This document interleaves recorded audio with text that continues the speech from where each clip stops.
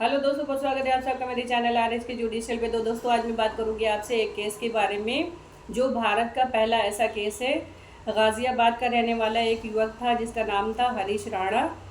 तो उसको supreme court ने इच्छा मृत्यु की स्वीकृति प्रदान करी है फर्स्ट टाइम, जो कि हमारे देश में पहले इसको इलीगल माना जाता था।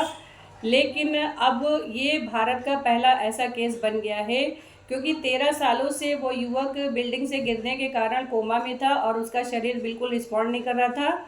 हालांकि उसके माता पिता ने बहुत बड़े अस्पतालों में दिखाया, उसको हर जगह से उसको जवाब दिया गया और कह दिया गया कि इसके सही होने की कोई भी उम्मीद, कोई भी किरण बाकी नहीं है।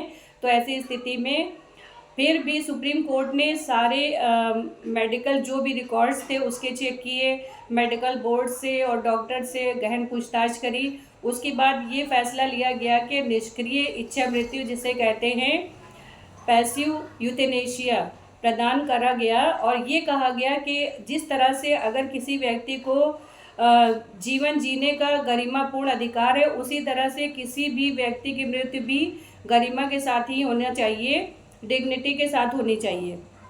तो ऐसी स्थिति में सुप्रीम कोर्ट ने ये कहा कि जो दिल्ली में एम्स है उसके डॉक्टर्स की निगरानी में इसको इच्छा मृत्यु की स्वीकृति प्रदान की गई। लेकिन डॉक्टर से ये कहा गया कि जो लाइफ सेविंग जो ड्रग्स हैं उनको धीरे धीरे देना कम करें, और जो लाइफ सपोर्टिंग सिस्टम्स हैं, हालांकि वो वेंटिलेटर पे नहीं थे, उसको भी धीरे धीरे हटाया जाए, एकदम से ना हटाया जाए जो मरीज़ को किसी तरह की तकलीफ़ हो, पीड़ा हो। तो ये ऐसा डॉक्टर्स ने किया और मार्च 2026 में उन्होंने अपने प्राण त्याग दिए, क्योंकि उनके बचने की कोई भी गुंजाइश कहीं से नहीं थी। प्राण उनके निकल गए, त्याग दिए उन्होंने प्राण।